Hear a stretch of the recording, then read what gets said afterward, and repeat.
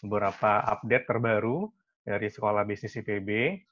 Baik, untuk selanjutnya, sebelum nanti kita melanjutkan ke sesi selanjutnya, mohon kepada seluruh peserta webinar untuk menonaktifkan atau memute speakernya supaya nanti yang berbicara bisa terdengar lebih jelas. Baik, selanjutnya ada beberapa aturan nanti yang akan ingin saya sampaikan di diskusi kali ini.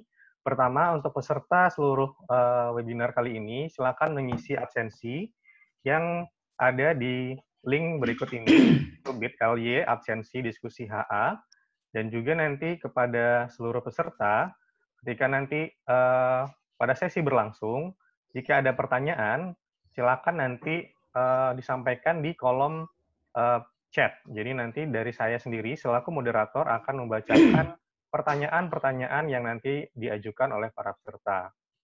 Kemudian nanti ketika nanti ada sesi jika ingin menyampaikan langsung, peserta juga bisa raise hand ketika sesi Q&A. Jadi nanti saya akan memberikan waktu kepada pada peserta untuk menanyakan secara langsung kepada Bapak Sri Hartono. Baik, selanjutnya silakan Mbak Febi untuk selanjutnya.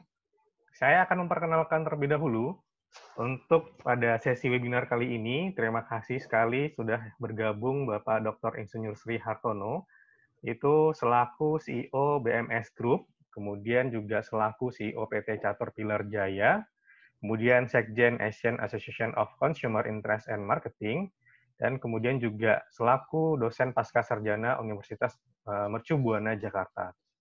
Nah, nanti kita akan melakukan sesi pemaparan oleh Dr. Sri Hartono. Dan selamat datang Bapak Sri Hartono. Selamat datang, terima kasih. Mas Harun. Sehat? Terima kasih, selamat bergabung, sehat. Mudah-mudahan nanti kita bisa mendapatkan inspirasi dari Pak Sri Hartono. Amin. Amin. Insya Allah. Baik. Nanti kita ada beberapa sesi, jadi nanti saya akan sampaikan kepada seluruh peserta, di mana nanti akan ada penyampaian materi oleh Bapak Sri Hartono, dan setelah itu nanti kita akan Q&A dan diskusi materi, dan ini akan berlangsung sampai nanti pukul 10.20. Jadi nanti untuk masalah waktunya nanti dari moderator akan mengingatkan kepada Bapak Sri Hartono. Kemudian nanti sesi webinar kali ini akan kita selesaikan pukul 10.30, karena berhubung hari ini juga salat Jumat, tadi dari Pak Irfan Fahmi tadi menyampaikan untuk di kampus SDIPB saat ini hari Jumat masjid sudah memperlakukan salat Jumat, tapi tetap menangani protokol COVID. Baik, selanjutnya saya akan mempersilahkan kepada Bapak Dr. Sri Hartono untuk menyampaikan pemaparannya selama 30 menit ke depan, dan mungkin nanti akan kita lanjutkan dengan pertanyaan dan juga diskusi bersama. Saya persilakan Pak Sri Hartono.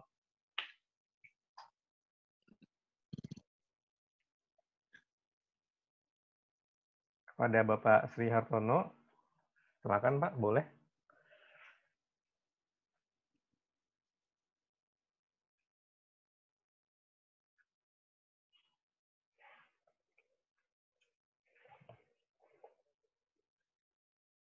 Baik, sepertinya ini masih ada koneksi ya.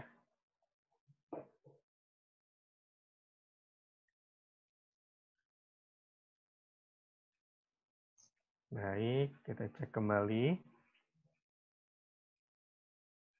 Oke, mungkin Bapak Sri Hartono lagi mencoba koneksi ulang. Baik, saya akan menyampaikan beberapa hal untuk teman-teman sekalian, bahwa untuk sesi kali ini kita akan melakukan pemaparan dengan tema tips and tricks tantangan marketer di era new normal.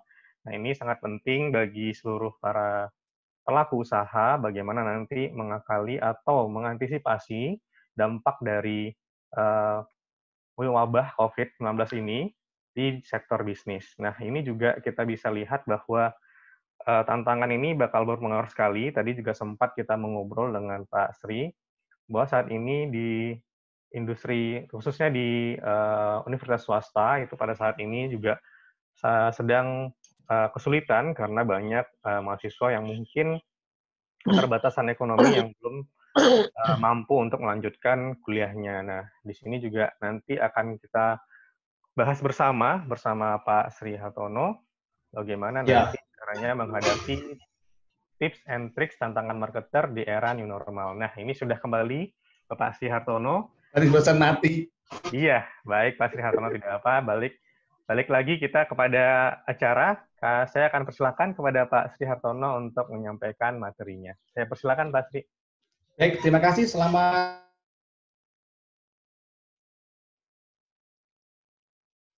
Halo. Yes, silakan Pak. Oke. Sudah masuk. Tadi ada kesalahan teknik, jadi mungkin saya akan sebentar. Ini tadi ada perubahan yang cukup signifikan, Mas Harun. Jadi saya akan sebentar karena ada masalah yang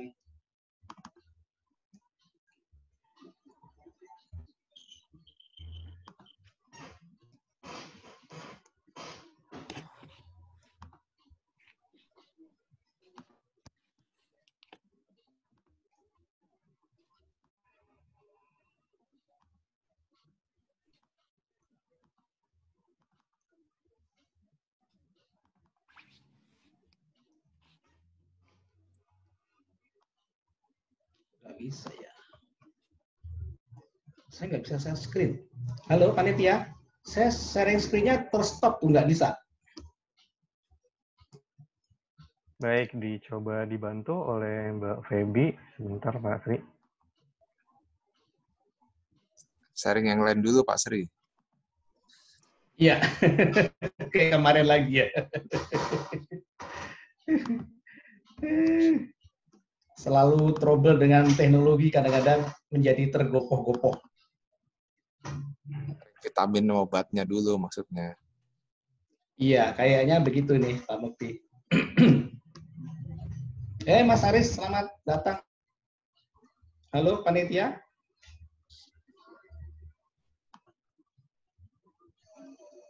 Halo panitia. Bapak Kiai Kir Brandoko. Pak Kir, selamat pagi. Oke, baik. Nah, ini sudah bisa? Sudah kedengaran teman-teman semuanya? Sudah Pak. Oke, baik. Ini ternyata videonya bermasalah. Baik, saya akan selamat pagi semuanya. Assalamualaikum warahmatullahi wabarakatuh. Salam sejahtera buat kita semuanya.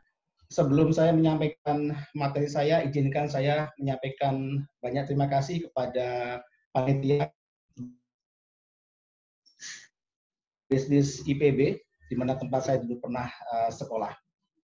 Teman-teman sekalian, hari ini saya akan menyampaikan satu topik yang sangat relevan dengan kondisi saat ini. Saya akan membahas tentang tip and trick tantangan marketer di era new normal. Teman-teman sekalian,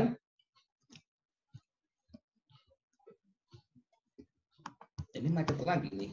Oke, baik, tadi sudah dikenal tentang profil saya. Jadi saya alumni dari IPB, tepatnya dari sekolah doktoral di IPB. Saya DMB angkatan kelima, lulus tahun 2014. Kemudian kalau riwayat pekerjaan, saya sudah banyak pengalaman di beberapa perusahaan. Ini saya adalah dosen tetap di UMB Jakarta. Kemudian juga memimpin beberapa perusahaan di tempat kami saat ini berada. Saya juga sebagai CEO dari PT Catur Pilar Jaya, kemudian CEO dari BMS Group. Saya juga menjadi trainer dan konsultan manajemen di beberapa perusahaan. Jadi kalau Bapak Ibu sekalian nanti membutuhkan tenaga saya, silakan hubungi saya. Nanti nomor telepon bisa ditanyakan ke panitia. Saya juga sekjen dari ACIM. Kemudian kalau bicara pengalaman bekerja, saya sudah banyak pengalaman di beberapa industri.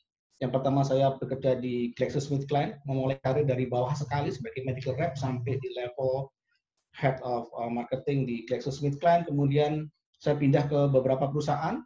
Kemudian dari perusahaan Inggris saya pindah ke perusahaan Jerman, Sandoz Indonesia, dan di sana saya sebagai head of marketing, dan terakhir saya pindah ke perusahaan Jepang sebagai board of director untuk Meiji Indonesia dan juga market di Asia. Jadi kalau bicara mengenai pengalaman sebagai praktisi season marketing, Bapak Ibu sekalian, saya sudah bekerja lebih dari 20 tahun. Sedikit saya promosi teman-teman semuanya, tapi lebih menyampaikan bahwa kami Catur Pilar Jaya saat ini sudah melakukan berbagai kegiatan pemasaran kerjasama dengan beberapa TV shopping di Indonesia seperti Legend TV, kemudian MNC Shop, kemudian Ojek, dan beberapa produk saya tersedia hampir di semua hypermarket di Jabodetabek dan juga beberapa kota di Indonesia. Nah, karena saya praktisi, saya juga melakukan beberapa kegiatan pemasaran secara online. Jadi kalau Bapak Ibu melihat nanti bisa diklik, dicoba dilihat, ini beberapa produk kami yang ada di pasaran online saat ini.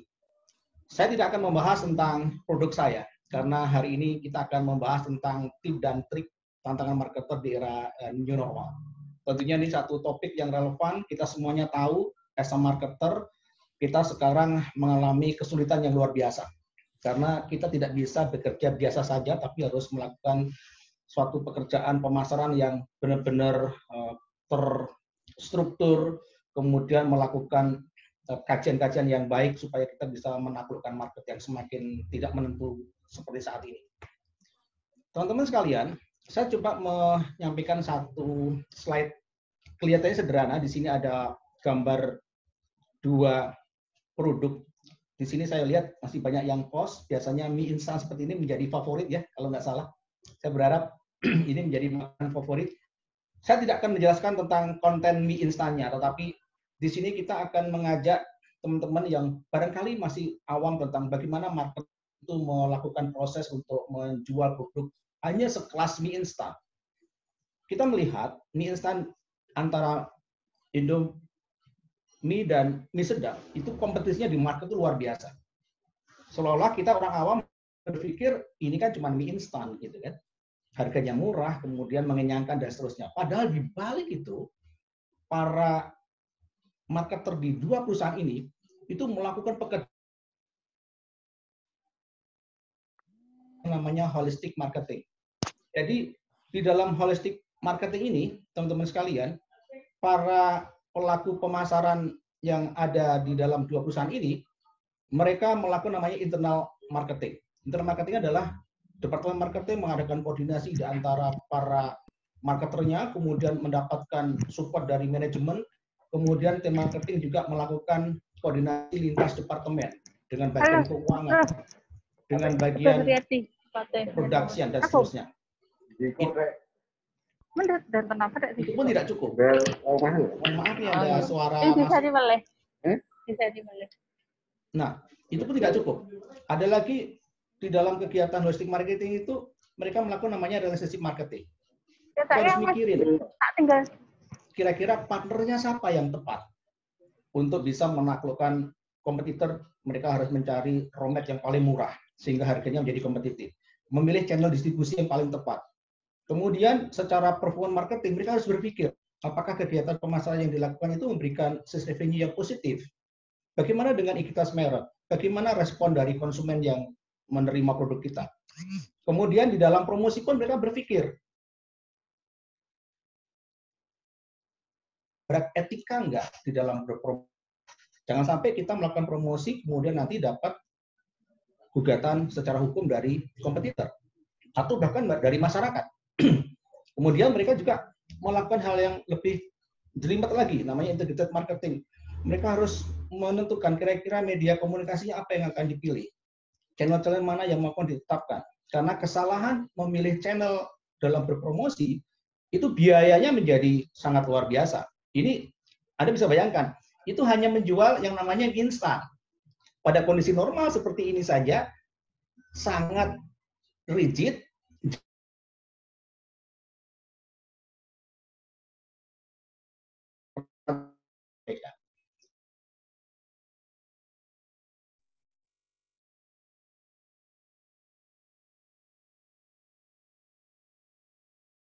Ada The Harvest.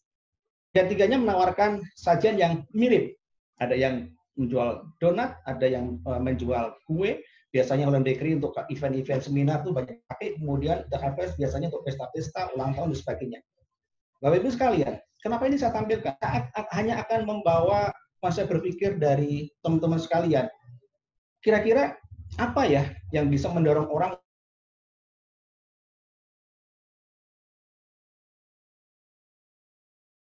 apa dari konsumen di luar sana pada saat mereka produk yang mereka Itu sesuatu yang sangat sulit sekali, Bapak Ibu sekalian.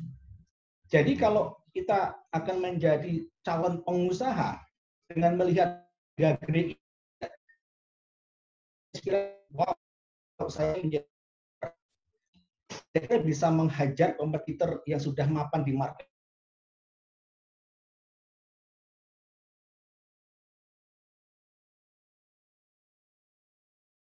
Menggunakan positioning yang seperti apa? Mau disamakan atau mau dibedakan? Ini yang nggak mudah, teman-teman sekalian. Jadi ini kondisi normal. Sekali lagi, ini adalah kondisi normal.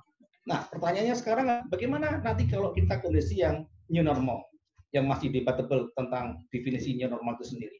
Tetapi yang jelas, sebelum kita berangkat ke new normal era, yang pada kondisi normal sekalipun, ternyata kompetisi itu sudah sangat tinggi sekali. Hanya perusahaan dengan kelincahan yang tinggi, itu yang bisa menaklukkan pasar. Sehingga dibutuhkan yang namanya strategi terbaik yang untuk menghadapi kompetisi. Konsistensi itu sebuah hal yang sifatnya mandatori. Nah, sekarang kita akan masuk ke satu topik yang lebih kita tunggu-tunggu, yaitu bagaimana kalau kita menghadapi kondisi di new normal nantinya. Nah, saat ini konsumen di belahan seluruh dunia, bahkan di Indonesia itu mengalami yang namanya mega shifting. Ada 4 pergeseran perilaku konsumen. Yang pertama, orang sekarang lebih suka tinggal di rumah. Mereka lebih mengerjakan dari rumah, semuanya melakukan dari rumah. Kemudian yang kedua, mereka sudah jam dari yang namanya berpikir tentang aktualisasi diri, sekarang sudah turun ke bawah, yaitu bottom of the pyramid. Mereka, para konsumen di rumah, itu lebih memikirkan yang penting saya bisa survive dulu. Makan itu lebih penting ketimbang saya beli kendaraan untuk menunjukkan siapa kita sebagai masyarakat. Yang ketiga, sekarang masyarakat lebih suka menggunakan internet, go virtual, mau nggak mau. Dan yang terakhir adalah empathic society. Kita tahu sekarang banyak orang yang menjual rumahnya hanya untuk bersosial kepada tetangga, lingkungan yang di sekitarnya. Dan tentunya dari sini bisa kita tegaskan bahwa pandemik dari COVID-19 ini, impact-nya luar biasa. Yang pertama adalah pergeseran dari perilaku konsumen yang sudah berubah tadi, 4 mega shifting tadi. Yang kedua, pekerjaan sudah tidak ada. Kemudian sebagian karyawan sudah dirumahkan. Otomatis daya beli atau purchasing power-nya sudah mulai turun. Kemudian yang berikutnya adalah distribusi. Kita harus mikirin sebagai marketer. Bagaimana caranya sistem distribusi menjadi yang bisa mudah dan mampu menjangkau konsumen di rumah. Yang keempat, kita sebagai pemasar, dari impact dari COVID itu harus memikirkan variasi produk yang lebih lengkap. Kemudian yang berikutnya adalah bagaimana para konsumen yang di rumah itu mendapatkan akses informasi. Dan yang terakhir adalah masalah isu dari sisi harga. Kita tahu saat ini semua orang memiliki tingkat kesulitan keuangan. Kita harus membangun atau menciptakan sebuah produk bukan murahan, tetapi secara harga itu reasonable. Kemudian juga secara kualitas bisa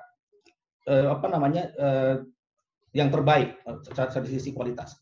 Nah, kemudian pertanyaan berikutnya adalah di mana Pak peranan dari marketing mix? Sudah saya jelaskan tadi bahwa di sini bicara mengenai pricing menjadi hal yang harus dikedepankan. Kita harus menciptakan satu produk yang terbaik sesuai dengan target market yang sudah kita tetapkan. Kemudian variasi produknya juga harus lebih lengkap, portofolionya tidak cuma bisa hanya produk itu saja. Kemudian proses yang dijalankan oleh para pemasaran juga harus bisa menunjukkan bahwa kita memiliki servis yang terbaik. Kita harus mampu menjaga citra perusahaan. Kalau Anda memberikan layanan, tidak boleh lagi berbuat curang. Kalau beratnya 1 kilo, ya diberikannya 1 kilo. Nah, untuk bisa menjaga marketing mix ini, di perusahaan Anda harus memastikan berisi orang-orang yang memiliki kompetensi dan skill yang baik.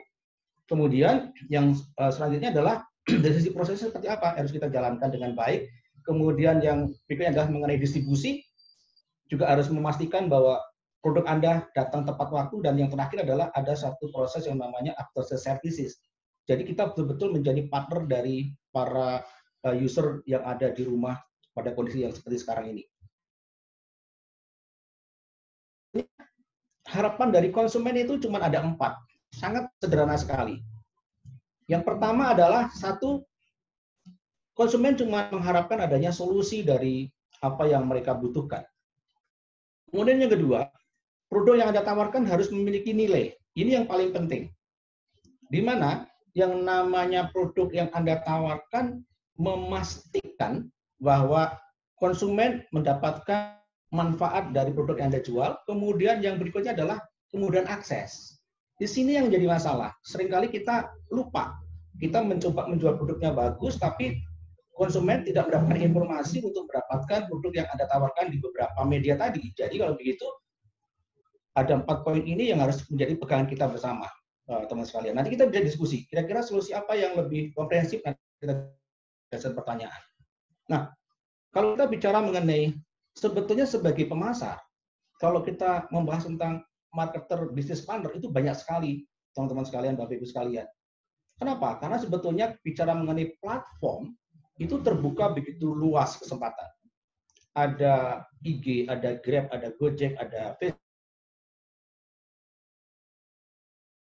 yang tersedia di Indonesia, kemudian ada beberapa marketplace yang lain seperti Shopee dan sebagainya. Itu bisa menjadi bagian di mana kita sebagai pelaku pemasaran untuk bisa mengakses untuk menawarkan produk kita tadi.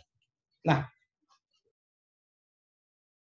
poin yang mau saya jelaskan, sebetulnya yang paling utama yang harus menjadi pegangan adalah ini ada tip yang kita bersama-sama bisa coba nanti kalau kita akan menjalankan proses pemasaran untuk memasarkan produk kita. Di sini merangkum ada 9 langkah survive di era new normal. Yang pertama adalah satu, yang namanya kita punya WA dan beberapa message yang lain itu nggak cuma WhatsApp, itu nggak cuma hanya untuk doang komunikasi biasa, tapi lebih memastikan bahwa konsumen itu terhubung dengan Anda. Itu pertama. Kemudian yang kedua, pastikan bisnis Anda itu ditemukan di online. Jadi kalau Anda punya produk, tetapi produk Anda itu tidak bisa ditemukan di market online, Anda selesai. Kemudian yang berikutnya adalah pastikan produk Anda itu yang terdepan. Artinya apa? Anda harus menjadi yang baik dari sisi kualitas, layanan, harga, dan sebagainya, itu harus menjadi yang terdepan.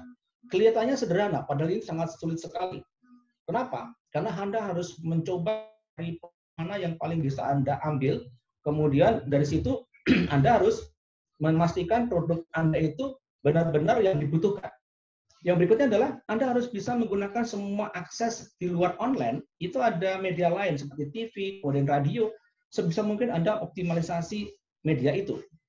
Kemudian yang berikutnya adalah Anda tidak bisa hanya menawarkan produk, kemudian dipasang harga, selesai. Tapi Anda harus bisa menjelaskan kepada mereka, kemudian dengan memberikan iming-iming atau program penawaran khusus. Kemudian dan berikutnya adalah pastikan brand Anda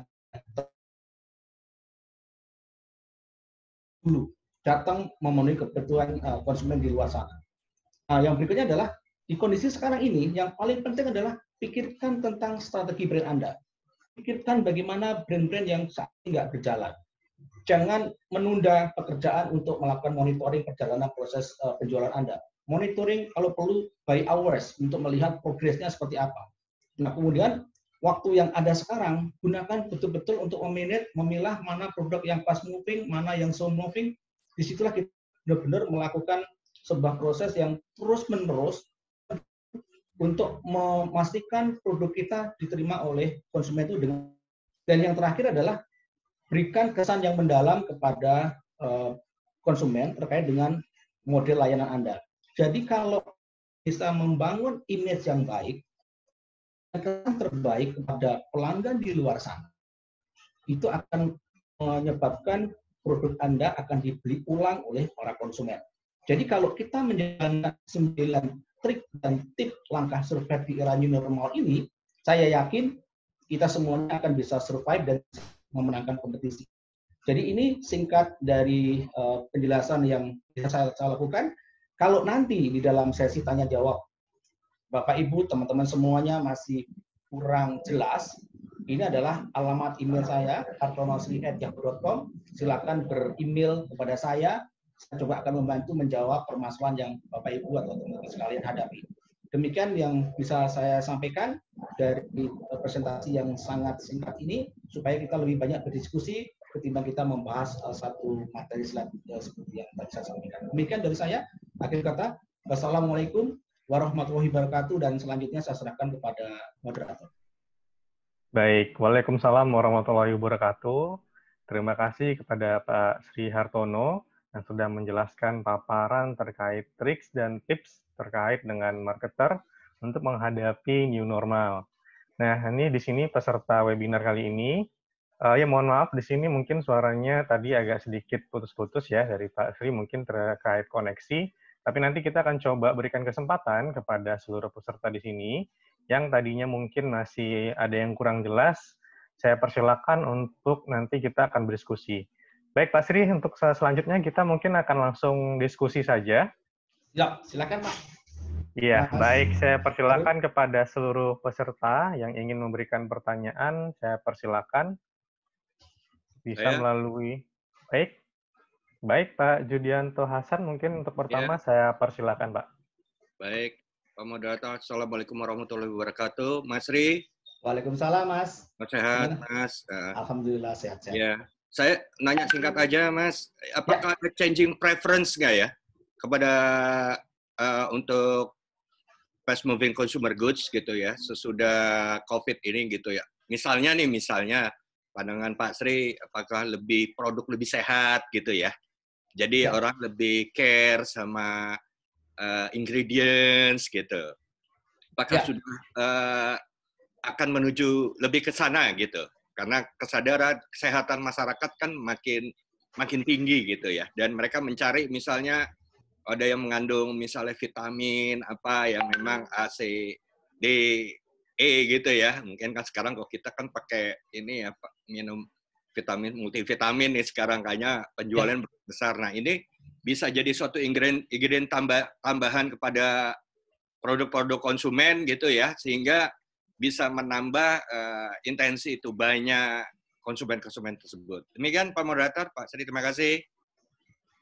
Baik, silakan Pak Sri, langsung dijawab saja.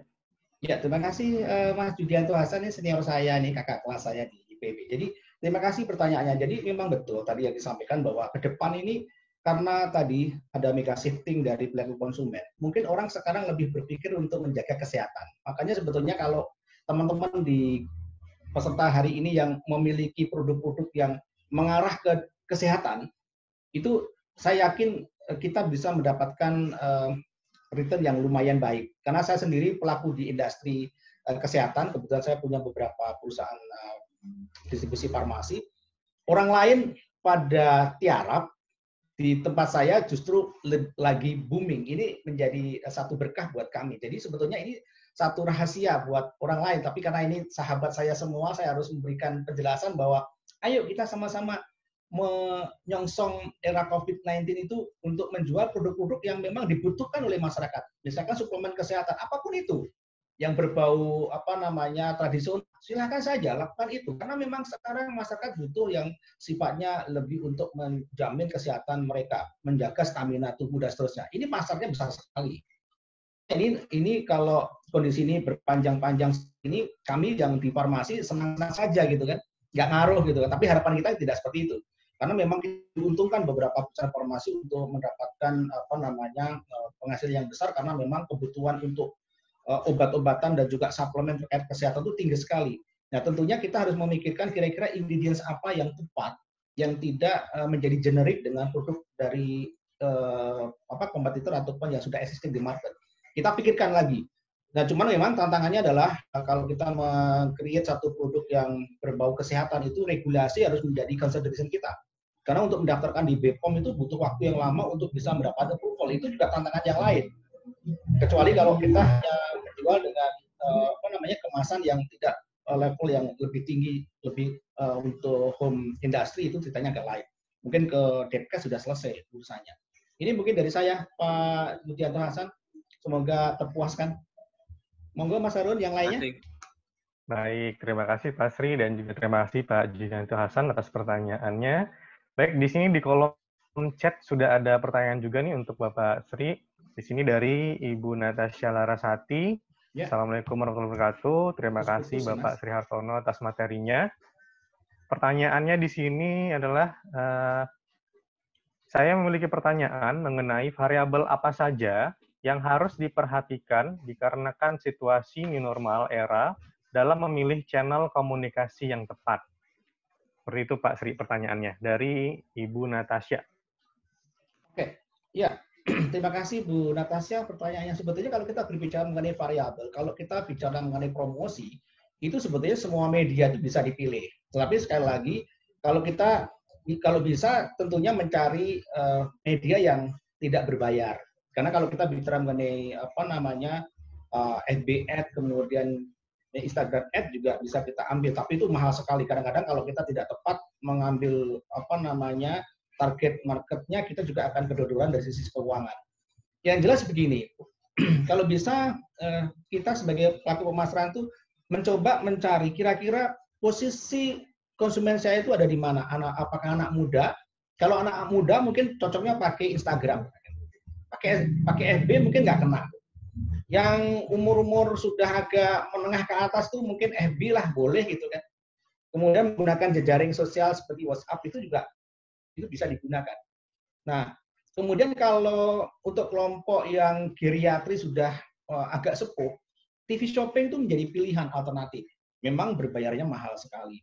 Jadi ini sebetulnya banyak alternatif, monggo tergantung kita sebagai pemilik produk untuk memilih mana yang paling tepat. Tapi yang jelas, sekali lagi, kita harus mencari informasi dulu kira-kira target mana yang akan kita bidik. Itu yang paling penting. Nah, selama ini kan kita menjual produk itu menggunakan media itu cuma coba-coba. Ini yang jadi masalah. Kita tidak pernah melakukan studi kecil-kecilan saja, mengolek informasi dari tetangga, kemudian kita mencari dari tetangga sebelah komplek yang lain, dan seterusnya seperti itu. Bahkan teman dari alumni, kira-kira kalau begini laku tidak. Disitulah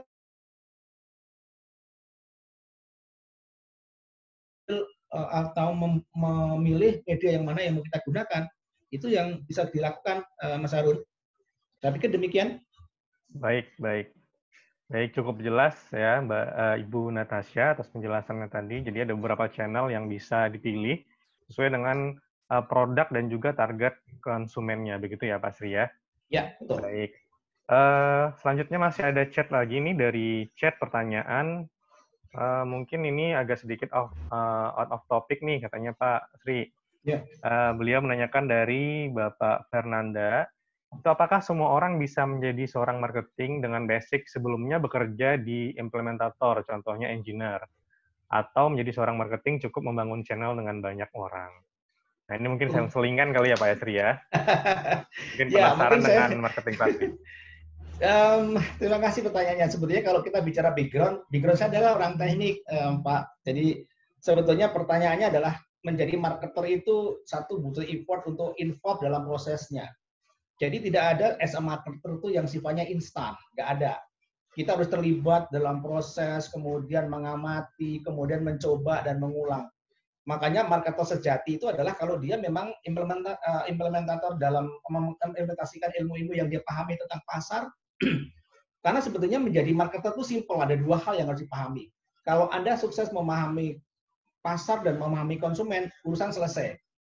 Pengertiannya begini, jadi kalau Anda sebagai marketer, yang pertama memastikan bahwa Anda harus paham betul di pasar itu kompetisinya seperti apa. Itu yang pertama.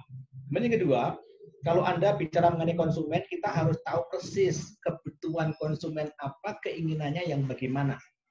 Nah, bicara mengenai modifikasi dari strategi, itu bisa dipelajari pelan-pelan. Tetapi yang paling penting adalah Anda mau praktek. Kalau kita cuma dengerin ceramah dari pembicara satu ke pembicara lain, tapi cuma ada di angan-angan, kemudian Anda tidak mempraktekkan, nah urusannya bisa berbeda nih. Karena di atas kertas, pada waktu praktek, itu berbeda sekali. Orang berpikir misalkan begini, kalau saya menjual produknya bagus, harganya sudah sangat murah, apakah laku? Belum tentu. Harganya mahal, distribusinya luas, apakah tidak laku? Belum tentu juga. Di dalam konsep pemasaran itu ada yang namanya marketing mix tadi. Jadi ini yang harus kita pahami secara betul. Sekali lagi tadi Mas Harun, kalau kita akan menjadi marketer, tipnya cuma satu, just do it. kemudian rasakan, kemudian modifikasi dari apa yang kita lakukan, nanti pelan-pelan akan ketemu jalannya. Gak usah khawatir. Di era seperti ini, kita semuanya harus mau menjadi seorang marketer. Karena yang hidup dan sukses di dunia yang sangat kompetitif itu sebenarnya cuma marketer saja. Baik, baik. Terima kasih Pak Sri. Jadi begitu ya Bapak Fernanda, jadi jangan ragu walaupun cuma punya basic dari engineer, jadi jangan ragu untuk menjadi seorang marketer, karena asalkan kita mau melakukannya dan itu bakal bisa kita lakukan. Yang penting tadi seperti yang dibilang Pak Sri Hartono, ada beberapa poin yang tadinya harus dijalankan. Baik, sebelum saya lanjutkan pertanyaan di chat, mungkin kita coba variasikan lagi. Untuk pertanyaan langsung, boleh? Ada yang ingin menanyakan langsung dulu? Baik, kalau tidak ada, saya akan lanjutkan dulu pertanyaan selanjutnya. Ini dari Bapak Erwin Susanto, Sardisan. Pertanyaannya adalah, apakah dalam kondisi sekarang yang bertahan itu hanya berkaitan dengan COVID-19? Mungkin maksudnya di sini, apakah dalam kondisi sekarang produk yang bertahan itu adalah produk yang berkaitan dengan COVID-19 nih Pak Sri? Contohnya APD ataupun mungkin masker dan lain-lain. Apakah produk lain punya peluang terhadap kondisi sekarang? Oke, terima kasih Mas Erwin. Ini teman saya, sahabat saya di DMB 5. Mas Erwin, apa kabar Mas? Sehat ya? Baik. Jadi begini, sebetulnya kalau kita berbicara mengenai kondisi saat ini, sebetulnya semua produk itu bisa dijual, tidak yang related dengan COVID-19 saja, seperti APD, masker, dan sebagainya, tidak.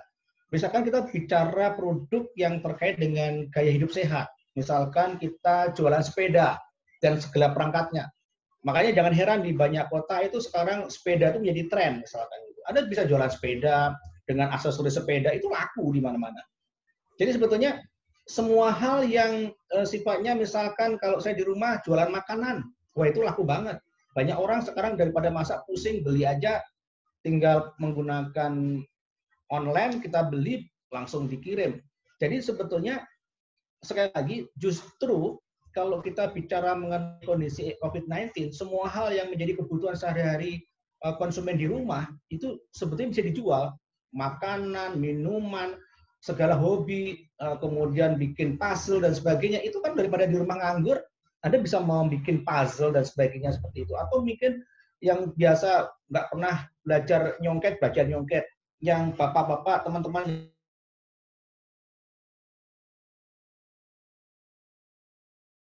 sebetulnya tidak ada kata yang tidak bisa dilakukan di era COVID-19 untuk tidak menjual produk di luar yang kaitannya dengan masalah kesehatan sebetulnya. Dan permasalahannya adalah bagaimana kita jeli melihat kesempatan itu, kemudian menawarkan produk yang terbaik sesuai dengan kebutuhan kalau teman-teman ada di rumah, di luar yang untuk keperluan proteksi dari sisi COVID-19 ya, itu banyak sekali. Tadi beberapa contoh sudah saya sebutkan. Jadi silakan saja, Anda bisa menjual apa saja. Sebenarnya tidak ada yang berubah sebetulnya semestinya. Hanya caranya saja sekarang yang berubah untuk sampai ke tangan konsumen. Saya pikir demikian. Baik. Begitu ya Bapak Erwin Susanto, terkait produk yang bertahan itu mungkin tidak hanya yang berkaitan dengan COVID, tentunya dengan cara strategi yang marketing yang bagus, melihat potensi dari keinginan konsumen, produk apapun bisa kita jual, selagi kita tahu cara dan celahnya. Baik, selanjutnya ada pertanyaan juga ini dari Bapak Gifari. Di sini pertanyaannya adalah, dalam kondisi saat ini, seberapa besar marketing via online dapat meraup market share yang seperti Bapak sampaikan tadi? Dan seberapa kuat marketing via online ini di masa seperti ini? Untuk dapat bounce back kembali bisnis ke depan kepada keadaan normal, karena setahu saya riset dunia menyampaikan bahwa krisis karena pandemi COVID ini cukup panjang selama 18 bulan sampai ditemukan vaksinnya. Seperti itu Pak Sri. Bagaimana mungkin tanggapan dari Pak Sri? Ya, sebetulnya kalau kita bicara mengenai apakah online itu akan menjadi tumpuan para pebisnis ke depan.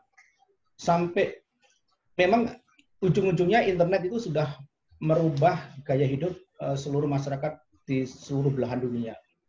Sebetulnya justru sekarang ini di era digital, kita kan sekarang sudah bergeser ke era digital, di mana semua orang dipaksa untuk melek dengan teknologi yang namanya internet. Internet of Things itu menjadi sebuah kebutuhan. Kemudian artificial intelligence ke depan juga menjadi kebutuhan juga. Nah, hanya para pelaku pemasaran yang memiliki kompetensi di situlah yang akan bisa memenangkan pemasaran. Kalau kita bicara mengenai besar pasar, besar sekali. Ya memang belum semua total 100% di bisnis itu bisa diambil secara online, karena ada beberapa hal yang tetap harus digunakan dengan offline, tapi pelan tapi pasti nanti akan mengarah ke sana semua kegiatan bisnis di dunia. Nah, jadi kalau itu, ayo kita semua para pelaku di Indonesia khususnya mulai siap-siap nih, yang sekarang berjualannya masih konvensional, pelan-pelan digeser untuk mengambil market yang gede tadi itu. Pasarnya besar sekali, persentasenya mungkin sangat.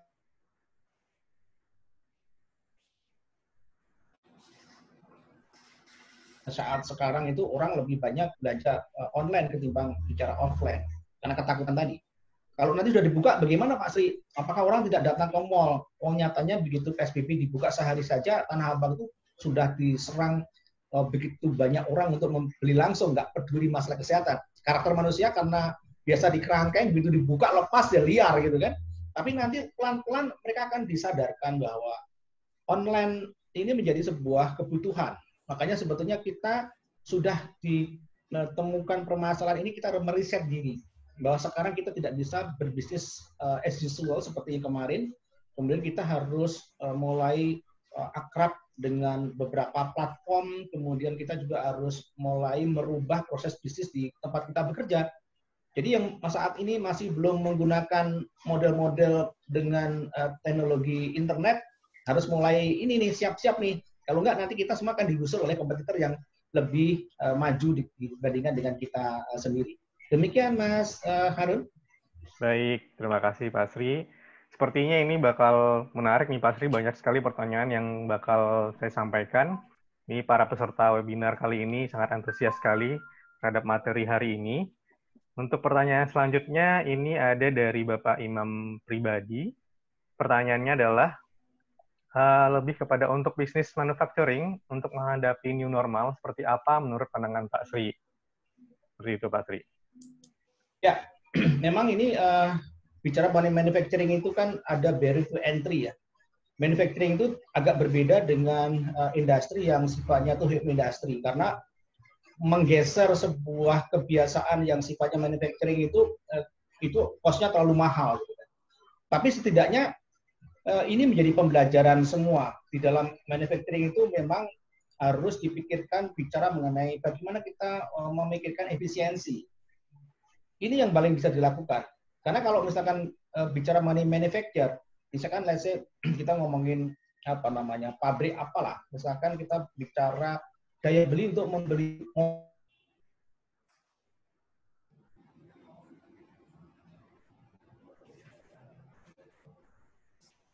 bisa kita manage adalah bagaimana frekuensi produksinya dikurangi karena permintaannya juga menurunnya luar biasa drastis.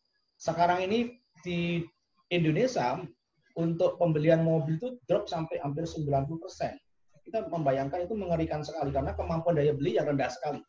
Nah, dari manufaktur bagaimana nih mengatasi seperti ini? Ya kita harus bertahan dan survive. Untuk bertahan pada kondisi itu sebisa mungkin kita mengatur ritme keuangannya, mau nggak mau. Ini yang hati-hati nih, kalau nggak kita bisa babak belur. Karena beberapa teman saya yang di manufacture sudah pada collapse. Kenapa? Karena mereka nggak sanggup bertahan, karena terlalu biddingnya terlalu berat. Karena cost yang paling mahal itu kan fixed cost untuk pembiayaan manpower. Orangnya tetap harus digaji, mesinnya juga ada maintenance. Ini beratnya luar biasa. Mau nggak mau, di era seperti ini, pemangkasan terjadi di mana-mana. Itu sudah satu hal yang lazim, karena fixed cost itu akan membebani perusahaan karena pilihannya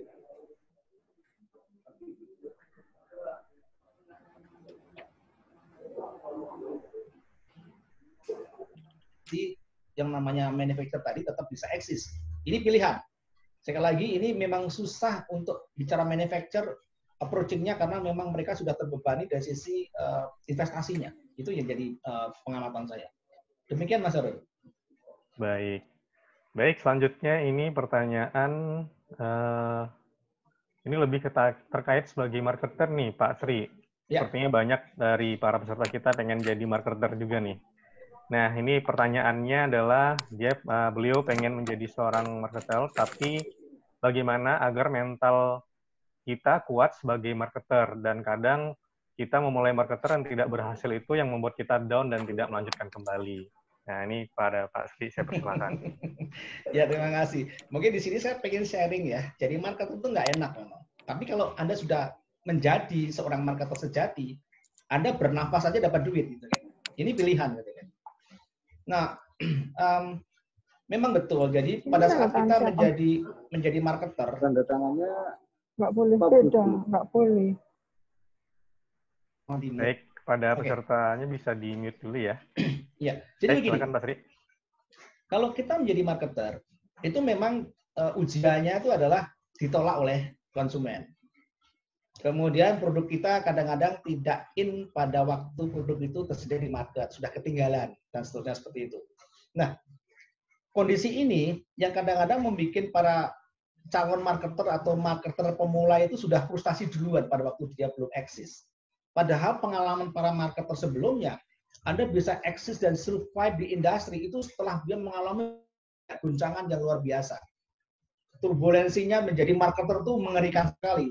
Sebagai contoh, saya di perusahaan saya di Pilar Jaya, saya bisa mendulang keuntungan itu setelah saya bleeding selama 5 tahun. Bapak Ibu bisa bayangkan. Itu sakit, nyeri, kalau itu nggak kuat iman, saya akan kembali sebagai eksekutif di perusahaan lain. Dan itu kalau saya mau nerima pekerjaan dari beberapa perusahaan raksasa Indonesia dan dunia, saya mungkin balik lagi sebagai managing director atau menjadi commercial director, dan saya lebih nyaman di sana. Walaupun tawaran itu, oh sorry, saya nggak mau lagi. Saya akan tetap, kasarannya kita balik sampai nyungsep pun saya jabanin gitu. Nah, tidak semua orang mampu dan mau melakukan itu. Makanya tips untuk sukses menjadi marketer cuma satu, Anda harus siap sakit. Anda harus siap nyeri yang luar biasa. Kemudian ditolak, kemudian gagal, itu hal yang biasa. Kemudian perbaiki prosesnya, memastikan semua yang ada di depan sana itu cuma rintangan sementara. Kemudian cari terobosan baru untuk memastikan Anda bisa keluar dari masalah. Artinya, itu yang bisa kita lakukan as a marketer. Anda nggak bisa menjadi marketer tahu-tahu langsung bisa diterima produk Anda. Nggak ada cerita. Karena Anda adalah newcomer di pasar untuk produk sejenis yang Anda tawarkan, itu sudah tersedia sekian ribu, mungkin malah jutaan produk yang sudah ada. Tadi contoh yang dua, ada Gere dan juga mie Indomie sama mie sedap, itu contoh. Misalkan kita mau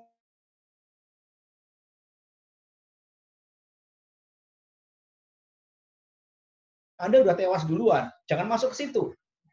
Ini contohnya sederhana.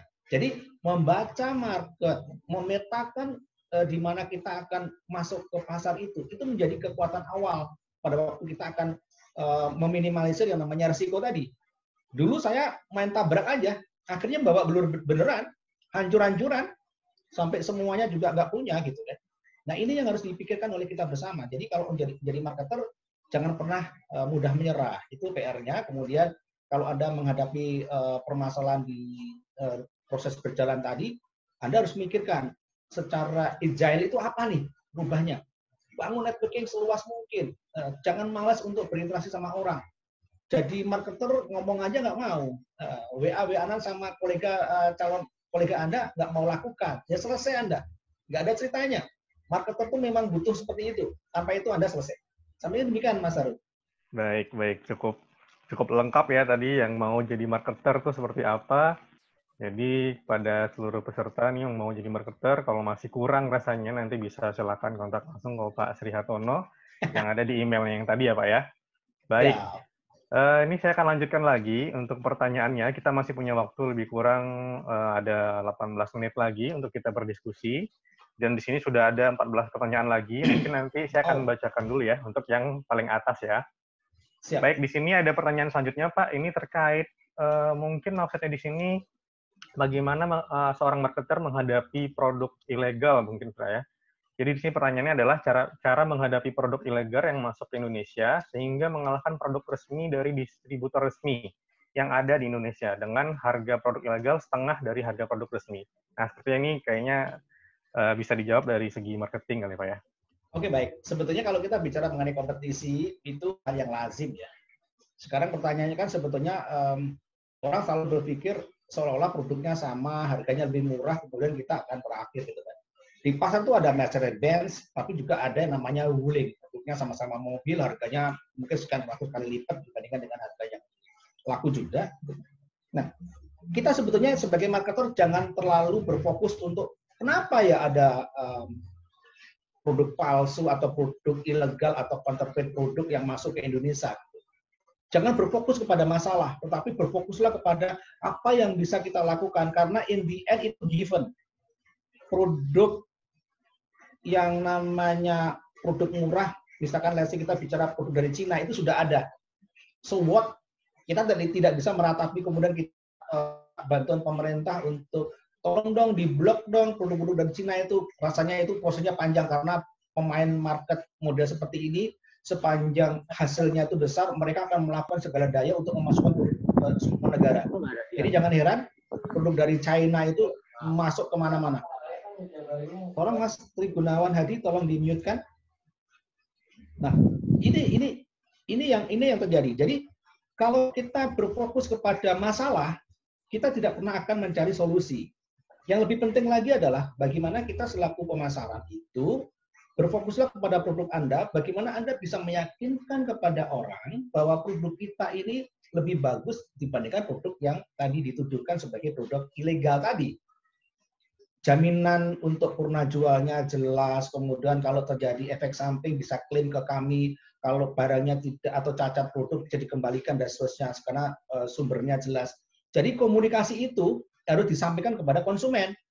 Jadi sekali lagi, kita tidak bisa meraung-raung untuk menyalahkan mengenai datanya produk ilegal yang ke tempat Anda berjualan, tetapi pikirkan antisipasinya bagaimana.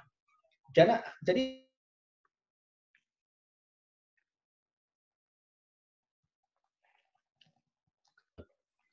yang lebih penting adalah berfokuslah untuk mencari solusi. Itu yang paling penting. Jadi sekali lagi, kita bisa memanage hal-hal yang bisa kita lakukan secara internally.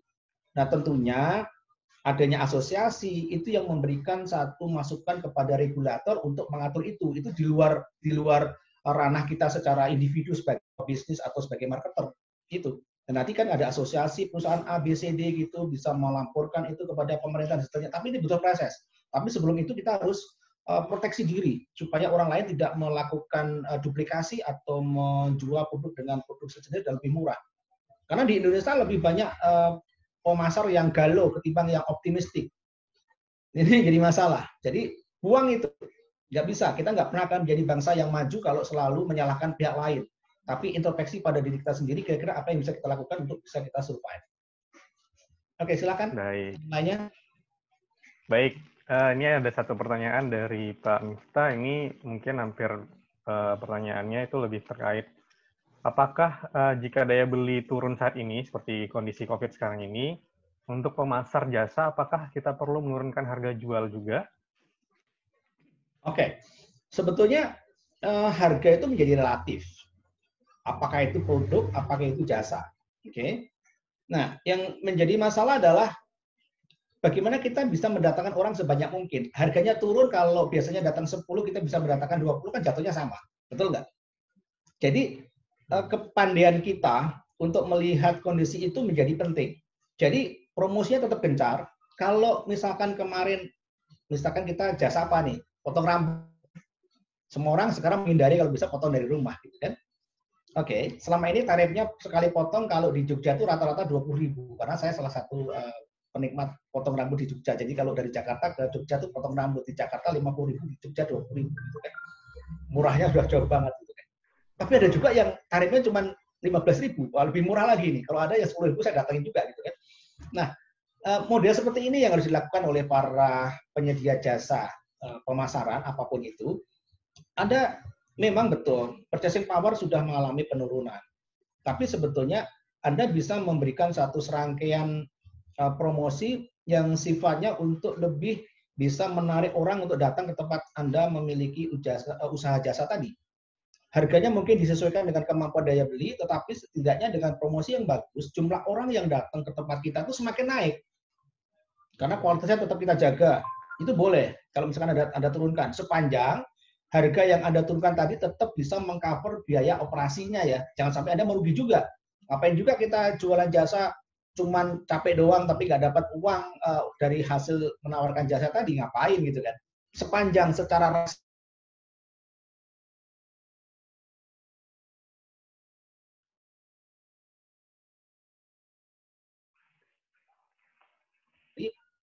otomatis efisiensi di mana-mana kita pangkas, kemudian dari situ kita bisa menetapkan harga yang paling bisa reasonable buat konsumen Anda. Itu Mas Harun. Baik, baik, terima kasih. Sebenarnya nih di kolom chat kita ini Pak Sri masih banyak sekali pertanyaan, ada sekitar 16 pertanyaan lagi. Tapi sebelum saya melanjutkan ke pertanyaan, mungkin saya mengundang dulu kepada Bapak Dr. Insinyur Kir Brandoko yang sudah hadir. Selamat siang Pak Kir Brandoko. Halo Kebetulan, ya, Wiko. Ini guru saya ini. Ya, kebetulan Pak Kir adalah dosen penguji saya juga waktu saat ujian tesis, Pak Kir. Berarti kita senasib. Betul. Baik, saya akan coba kasih sedikit, mungkin minta pendapat dari Pak Kir Brandoko, mungkin biar kita saling sharingnya enak nih ya Pak Sri ya. Ya, siap. Saya persilakan kepada Pak Kir, mungkin Pak Kir Brandoko mungkin bisa kasih sedikit pendapat ataupun masukan terkait dengan tema kita hari ini, yaitu tips dan triks tantangan marketer menghadapi era new normal ini. Pada Pak Kir, saya persilakan Pak. Halo, bisa di Halo? ini? Ya, silakan Pak. Silakan Pak. Ya. Nah, pertama itu terima kasih ya kesempatannya. Tapi tanya dulu nih Pak Sri. Selalu deh. Saya diuji lagi nih sama Pak Kir. Bukan, saya lagi soal dunia lain nih Pak. Oke, siap. Monggo Pak. Ini kan fast moving goods ya. Nah ini masalahnya itu di asuransi, jasa juga ya, tapi asuransi. Rule of thumb itu kalau ada permasalahan di marketing, pemasaran, nomor satu yang di-cut itu adalah asuransi. Itu ujian beratnya. Ditambah lagi dengan peraturan OJK. Asuransi kok minta diperpanjang gitu loh. Ya kalau diperpanjang kan otomatis tutup ya. Tapi memang itu di luar ini ya, di luar konteks lah. Tapi kalau dijawab ya syukur, enggak ya enggak apa-apa.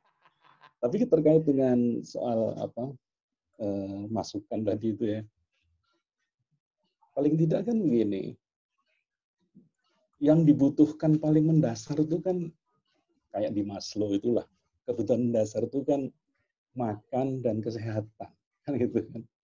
Jadi kalau itu kita pegang, otomatis ya kita akan survive.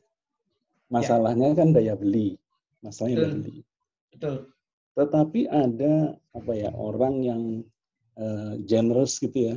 Dalam masa sulit banyak orang generous yang juga meningkatkan daya beli meskipun tidak sampai pada puncak normal, kan gitu kan. Bagaimanapun orang harus makan, bagaimanapun orang juga harus sehat.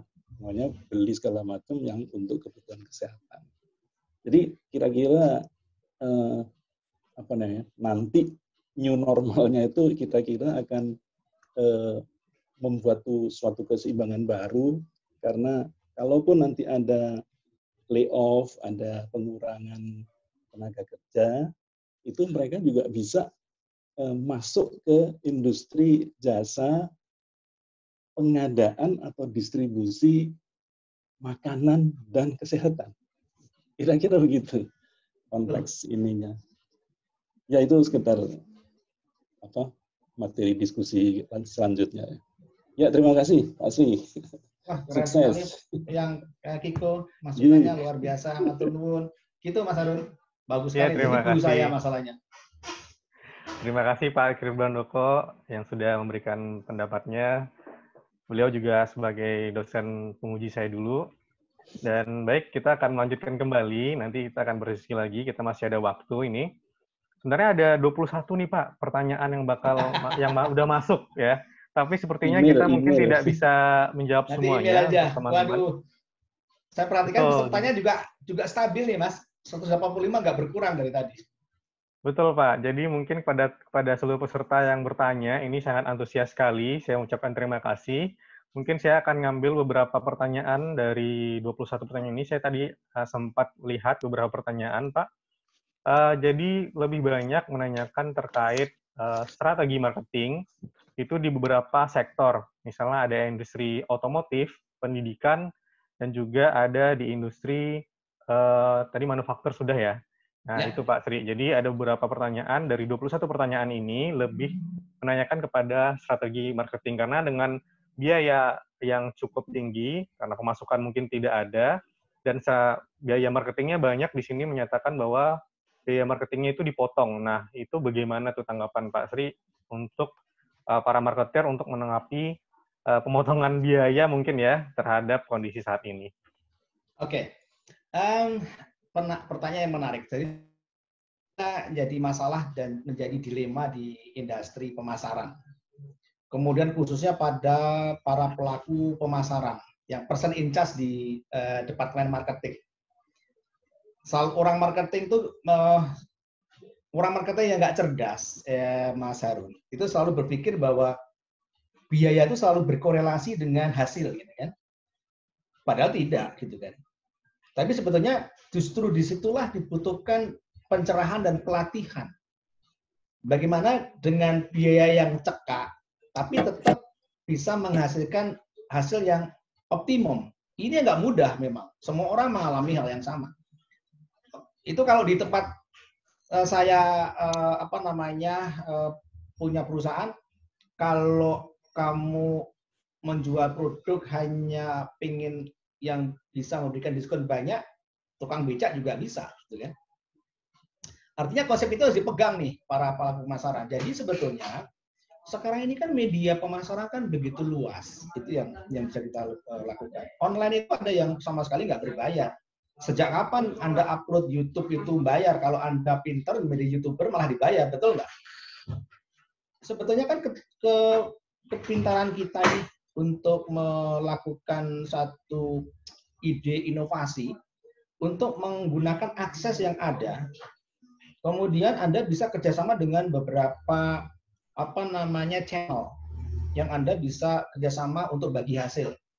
Itu bisa dilakukan. Nah, disinilah yang jadi problem. Karena marketer selalu sebagai pekerja, pada waktu saya dulu bekerja begitu. Tapi sekarang baru sadar, so stupid dulu saya gitu kan. Tapi sekarang dipaksa untuk lebih smart as a marketer gitu. Karena sebetulnya semua akses itu bisa digunakan untuk memasarkan produk dan bahkan tanpa biaya sama sekali. Nah, ini yang saya lakukan. Saya mengakses ke TV. Anda bisa bayangkan kalau sekali satu hari tayang sekian puluh kali itu biayanya berapa. Tapi saya punya trik nih mengatasi itu supaya saya nggak keluarin biaya gimana gitu. Itu bisa dilakukan. Nah, inilah yang kadang-kadang tidak pernah tahu dan tidak mau tahu dari sisi manajemen. Semua orang tahu kalau saya menjadi manajemen direktur keuangan, saya akan ngatur nih bagaimana caranya supaya organisasi saya tetap berjalan. Kita pasang pada level tertentu sehingga bottom line number-nya tetap kita terjaga. Nah, di situ marketing yang paling bisa kan biasanya marketing itu iklan kan gila-gila itu frekuensi potongnya dang langsung turun tuh drop tuh. Anda bisa bayangkan dalam satu bulan untuk iklan satu produk mungkin misalkan produk X gitu di TV itu berapa? Di situ banyak kita gunakan media yang lain. Nah, di situ butuh kecerdasan intelektual sebagai marketer. Makanya saya sarankan teman-teman yang masih belum sekolah di SBBB, sekolah di sana. Nanti diajarin bagaimana kita ngatasin itu. Nah, ini yang paling penting lagi. Karena kita nggak bisa nih. Marketer itu harus struggle. Tidak boleh pantang menyerah. Apapun keadaan harus bisa ditaklukkan. Bahkan kalau perlu, dulu saya latihannya, kamu pokoknya nggak boleh bawa uang, nggak boleh bawa dompet, kamu harus bisa jual, dan kamu harus bisa pulang sampai sini naik kendaraan tertentu. Nah, itu sampai lakukan, diajari itu. Nah,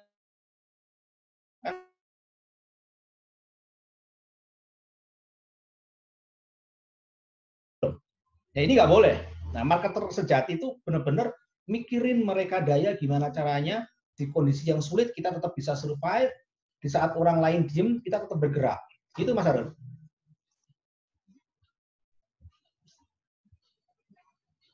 Masih mute Mas Harun? Masih mute.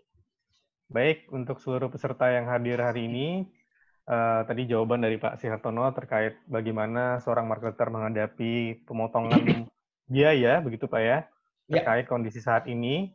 Nah, namun tadi seperti Pak Sri sampaikan bahwa pemotongan biaya itu bukan berarti menutup kemungkinan seorang marketer untuk meningkatkan kinerjanya. Nah, dari beberapa sektor, mulai tadi dari sektor manufaktur, dan juga tadi ada dari otomotif, pendidikan, dan lain-lain, itu bagi seorang marketer itu mungkin bisa mencari celah dari sisi mana yang mungkin biayanya bisa diturunkan. Nah, sebenarnya di sini banyak pertanyaan-pertanyaan menarik lagi. Mungkin saya akan pilih satu pertanyaan lagi untuk terakhir sebelum Tanya nanti. boleh tanya? Boleh. Mungkin saya persilakan dulu nih Pak Agung Sutopo. Saya persilakan Pak. Ya. Oke, terima kasih. Selamat siang Pak Sri ya. Saya mau menanyakan aja dari sisi komunikasi ya. Sebetulnya sekarang komunikasi kan untuk promosi itu sudah banyak sekali jalan. Artinya kalau di TV mahal kita bisa gunakan platformnya, gitu kan. Yang saya lihat bahwa orang banyak marketing juga tidak mau bergeser ke sana. Jadi intinya ya di billboard, di TV, di radio. Putus ya Pak ya? Sebetulnya banyak sekarang yang digunakan platform. Saya amatin adalah jaringan Bapak nggak jelas di sini.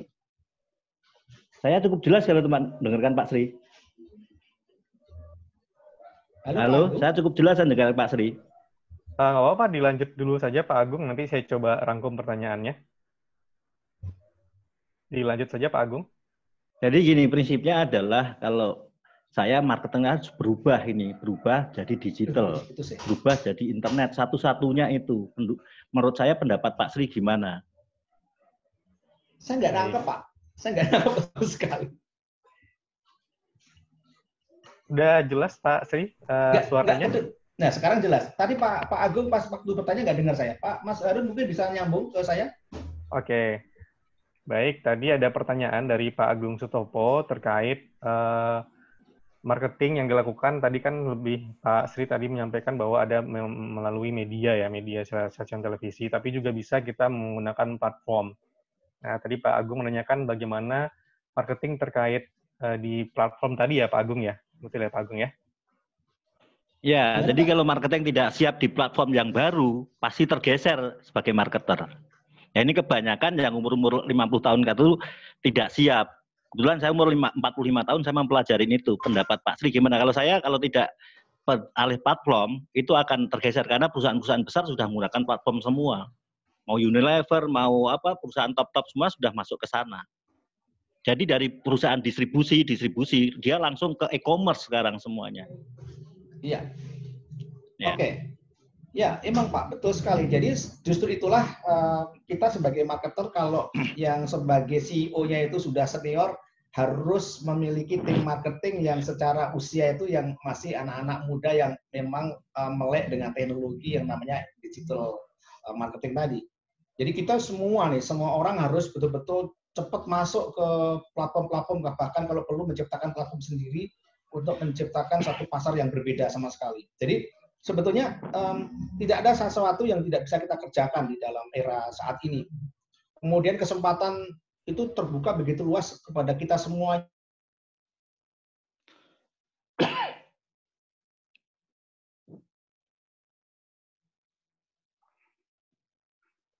Tidak bisa menuai kesempatan sebetulnya. Jadi sebetulnya sekali lagi ini permasalahan yang kita hadapi bersama-sama, harusnya ini menjadi kesempatan kita semuanya untuk mendapatkan keuntungan bersama-sama. Ya jangan sampai terutama nih kita semua kita kan warga negara Indonesia tuh bagaimana kita memagarin supaya negeri ini kuat karena didorong oleh ekonomi kerakyatan. Semua orang menjadi pengusaha, saling membeli dari satu orang ke orang lain dan seterusnya, seperti itu menjadi hal yang baik.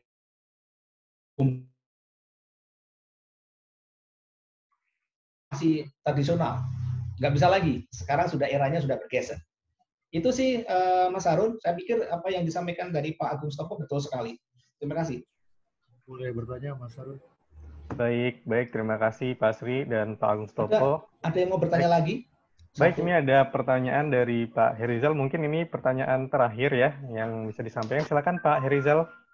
Oke, terima kasih Mas Harun. Selamat pagi Pak Sri. Sharingnya sangat bagus pagi ini. Terdengar Pak Sri, suara saya Pak Sri? Dengar jelas, Mas Rizal. Iya, saya melihat ada perspektif yang berbeda sebagai CEO dan sebagai profesional dan sebagai entrepreneur ya. Pak Sri merasakan juga ketika sebagai profesional waktu mengambil kebijakan promosi dengan budget besar kadang-kadang masih terhambat oleh kebijakan yang lebih tinggi lagi. Tapi banyak juga beberapa entrepreneur yang berhasil mencuri start. Dia berani berinvest besar untuk di media-media yang orang tidak ambil, dia mengambilnya. Jadi malah anomali ya. Ketika orang tidak berikan di TV, beberapa CEO yang punya uang, dia berani investkan. Karena memang biar bagaimanapun juga untuk barang-barang konsumer, TV tetap yang paling bagus awareness-nya, yang paling punya kemampuan kuat ya. Jadi memang kalau pengen menjadi pemain besar, ada risk yang harus diambil. Jadi memang saya melihat waktu kita di mana sebagai profesional, kita punya keterbatasan karena masih ada atasan-atasan yang mengganjal program itu. Tapi ketika kita sebagai entrepreneur, pasti juga merasakan bisa melakukan semua elemen digerakkan, meskipun tadi dengan biaya yang terbatas, tapi ada beberapa orang yang berani menginvestkan ketika orang tidak berinvest. Nah ini bagaimana tanggapan Pak Sri? Kadang-kadang ini anomali, tapi juga memberikan impact yang besar. Bahkan dia bukan pemain utama, dia pendatang baru, tapi dalam waktu yang singkat, karena keberaniannya berinvestasi, dia bisa mengalahkan market leader. Terima kasih. Wah, luar biasa pertanyaannya. Pak Rizal, jadi memang betul. Jadi mungkin saya bisa sharing di sini. As a marketer ataupun sebagai CEO atau sebagai entrepreneur itu memang dibutuhkan yang namanya risk taker. Karena kesempatan tidak pernah akan datang dua kali. Kemudian memang dalam pengambilan keputusan kadang-kadang dibutuhkan nyali. Ini yang menjadi permasalahan yang cukup mendasar. Tadi betul kalau kita sebagai employee atau sebagai eksekutif di satu perusahaan yang kita sebagai pekerja, itu ada batasan yang kita tidak bisa bergerak karena kita dipaksa untuk bergerak dengan nilai tertentu supaya Anda eksekusi. Di situ butuh kreativitas. Tetapi kalau kita bicara mengenai peran saya sebagai CEO, saya harus mengambil risiko lebih besar karena saya tahu di depan sana ada hasil yang lebih besar lagi. Jadi ini memang benar. Inilah yang harusnya dilakukan oleh banyak pelaku bisnis di Indonesia. Jadi kadang-kadang kalau kita bekerja kemudian memiliki data yang lengkap tentang market, otomatis kecerdasan kita mengajarkan yes, kita masuk untuk invest nih. Tapi kalau kita nggak punya wawasan itu, jangankan mau invest, bahkan tahu pun nggak ngerti mau ngapain, itu banyak yang seperti itu. Nah ini yang jadi masalah kan. Jadi sebetulnya kalau kita mau sukses menjadi seorang entrepreneur atau menjadi seorang eksekutif di perusahaan atau menjadi manajer pemasaran di satu perusahaan, ajar. Karena pada waktu kita duduk pada porsinya masing-masing, nanti kita dipaksa untuk melakukan keputusan yang kadang-kadang beyond dari kebiasaan. Tadi Pak Herizal menjelaskan dengan istilah anomali. Tapi sebenarnya bukan hal yang luar biasa kalau kita berpikir seperti itu. Karena sebetulnya itu bisa dilakukan. Saya pada waktu investasi untuk membuat satu perusahaan kemudian masuk ke TV, semua orang diketawain. Itu biayanya mahal gitu kan. Saya bilang bismillah saya bisa ambil itu sebagai sebuah keputusan. Dan hasilnya luar biasa. Anda bisa jangan menyepelekan yang namanya TV shopping. TV shopping itu gede banget secara return kepada kita. Kalau online itu pemainnya banyak banget, tapi hasilnya lumayan, tapi nggak bisa segede yang di TV shopping. Ini contoh bagaimana saya bermain dengan level lebih tinggi. Nah kemudian investasi. Kadang-kadang banyak orang yang tidak mau investasi karena ketakutan. Tapi kita tahu nih, saya barusan mengakuisisi satu perusahaan, saya beli saja. Urusan nanti berhasil tidak itu urusan belakangan. Dan ternyata betul. Begitu kita beli, peng, itu besar. Artinya apa? Ada semacam sepatu komitmen diri untuk melakukan pengambilan keputusan yang kadang-kadang itu tidak mudah dan kan bahkan lebih berisiko.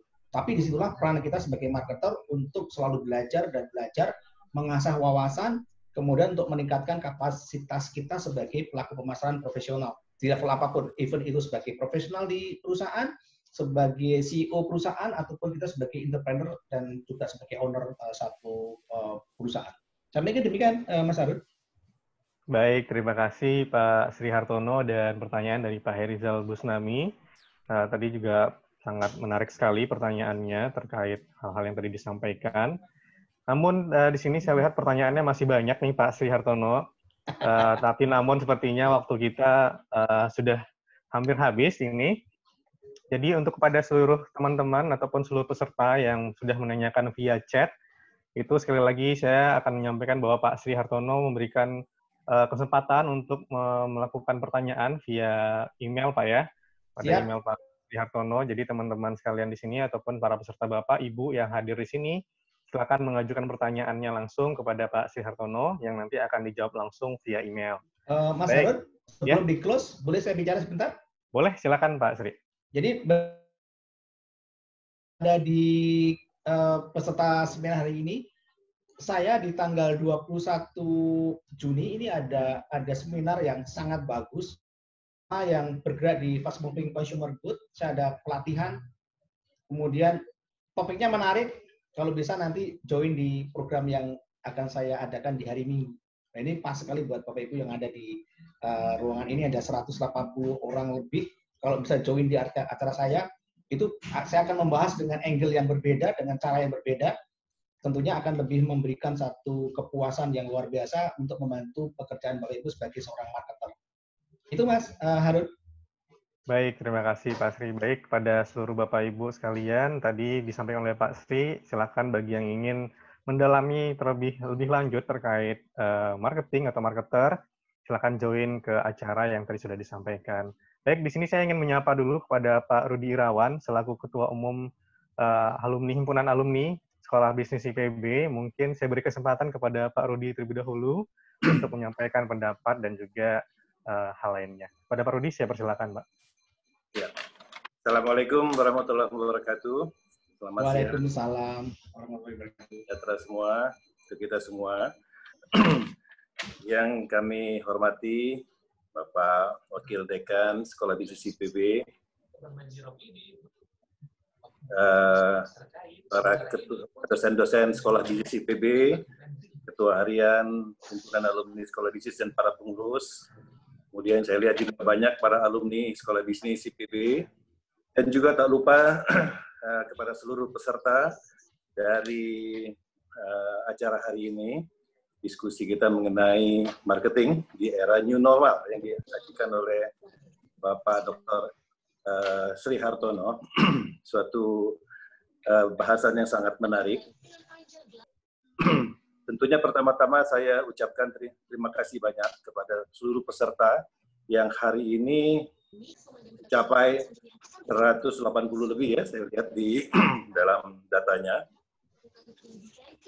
Seperti kita ketahui bahwa diskusi mingguan kita ini sudah masuk kepada term ke-5 atau ke-6 dari pembicara-pembicara kita dari Himpunan Sekolah Bisnis IPB, yang mana tujuan diskusi ini adalah tentunya menggali informasi, menggali pengetahuan yang tentunya bisa berguna bagi kepentingan kita semua sebagai para praktisi, ataupun sebagai akademisi, ataupun sebagai para pelaku bisnis yang mudah-mudahan bisa bermanfaat banyak buat ke depan dalam kondisi era new normal yang hari ini kita alami. Tentunya ucapan terima kasih juga kami sampaikan kepada Bapak Sri Hartono telah meluangkan waktunya, memberikan ilmunya kepada kita yang saya lihat luar biasa sekali, bisa memberikan input-input yang baik buat kita semua. Mudah-mudahan pembicaraan hari ini dapat bermanfaat bagi kita semua, bagi semua peserta di dalam diskusi ini, dan bisa memberikan kemampuan kita untuk dapat menghadapi era pandemi ini dengan kondisi yang jauh lebih baik. Sekali lagi terima kasih kepada seluruh peserta yang ikut, kepada Pak Wakil Dekan, Pak Fahmi, terima kasih, Pak Sri Hartono, dan seluruh peserta. Mudah-mudahan ini bermanfaat. Terima kasih. Billahi taufiq wal hidayah. Assalamualaikum warahmatullahi wabarakatuh. Waalaikumsalam warahmatullahi wabarakatuh. Baik, terima kasih kepada Bapak Rudi selaku Ketua Umum Himpunan Alumni Sekolah Bisnis IPB. Baik, Pak Sri Hartono, terima kasih sekali lagi telah bergabung bersama kami di sini untuk melakukan seminar dengan tadi ilmunya banyak sekali yang bermanfaat bagi kita semua. Terima kasih sama-sama, Mas Harun. Baik, untuk bagi seluruh peserta di sini, mungkin selanjutnya ada beberapa hal yang ingin disampaikan oleh program SYC. Mungkin saya persilakan Mbak Feby menyampaikan, Mbak Intan Liliana Rustandi untuk menampilkan slide-nya dan menjelaskan terkait dengan program SYC yang telah disinikan. Baik Pak, terima kasih. Apakah share screen-nya sudah muncul? Sudah, tapi belum ada tampilannya di sini. Mungkin bisa di-play ya. Baik, saya persilakan Mbak Intan.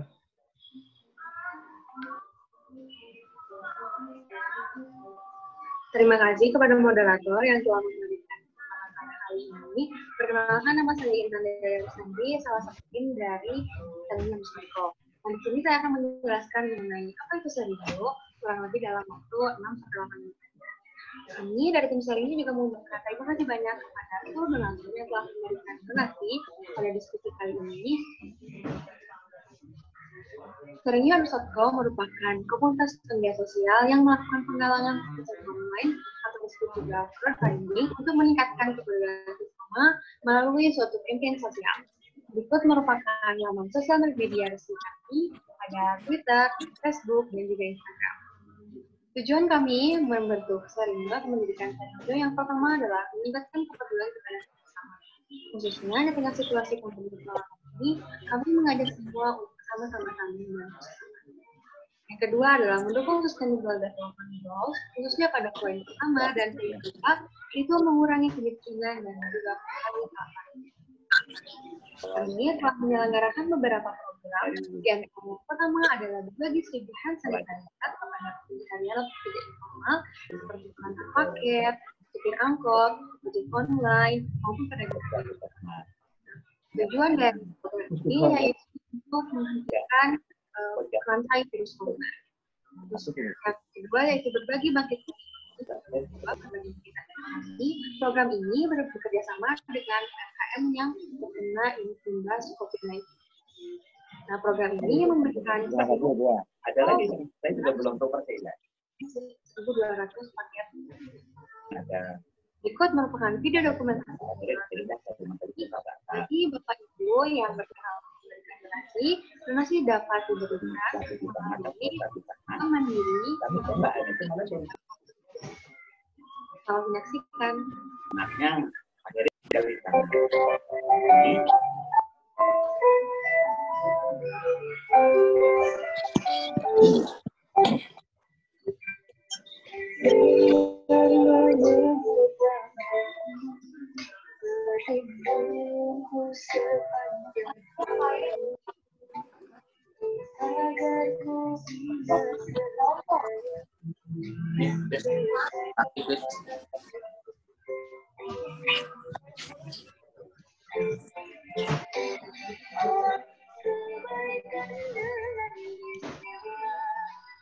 Serahkan semua padamu, sebatas akhiri ucapan alhamdulillah. Segala puji hanya milik Allah.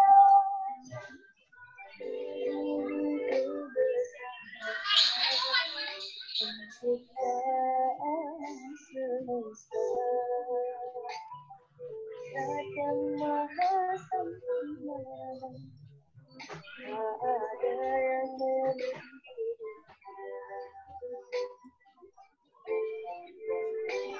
Oleh kebaikan dengan istilah, serahkan semua pada Allah semata.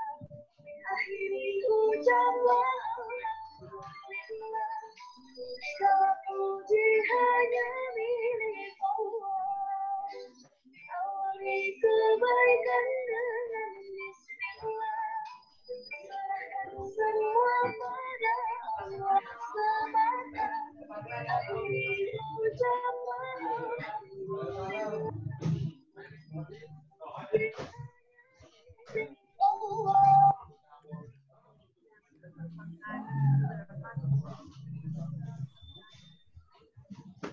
Pada bulan Juli,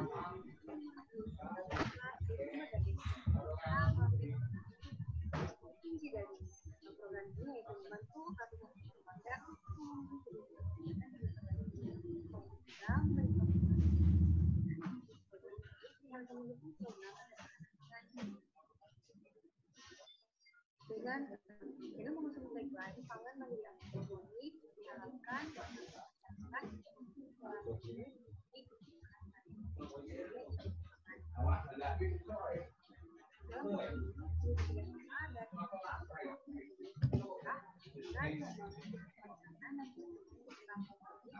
hasilnya dapat dimanfaatkan oleh masyarakat yang dipilih berdasarkan dalam keputusan kompromi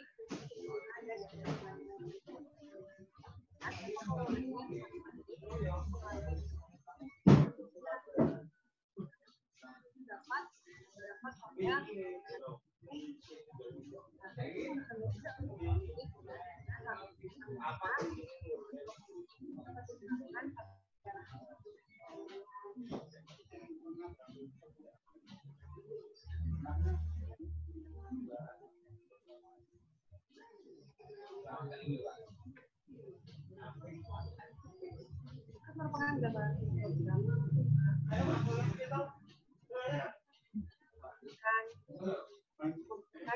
bukan hanya penyediaan alat dan bahan saja memberikan suatu sistem aquaponik, tetapi kami juga akan ada edukasi dan pendampingan kepada masyarakat.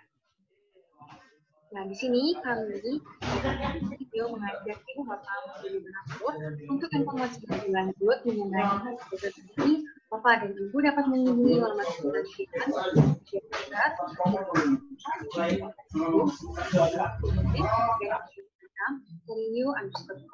Nah, apabila Bapak Ibu berminat untuk meninjau lebih lanjut, dapat mengakses slide program kami di bit.ly/booklet SDC Aquaponik.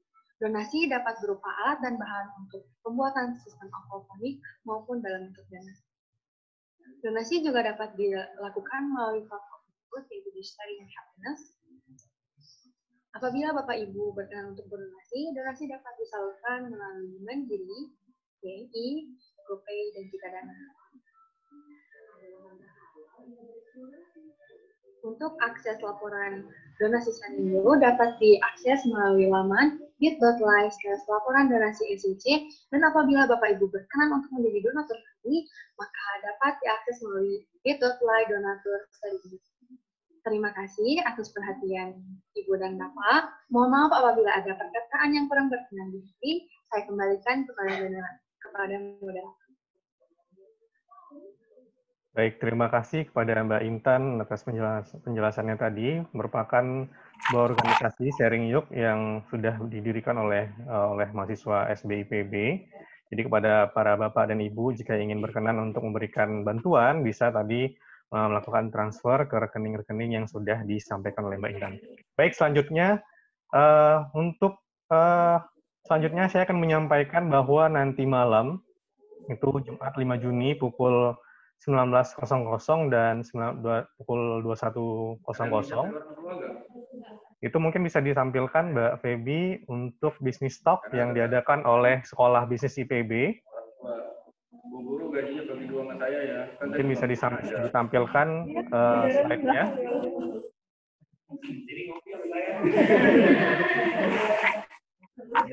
Untuk Mbak Mita, bisa ditampilkan mungkin dari, ya.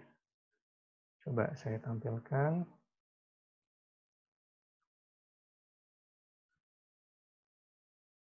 Baik, saya coba tampilkan.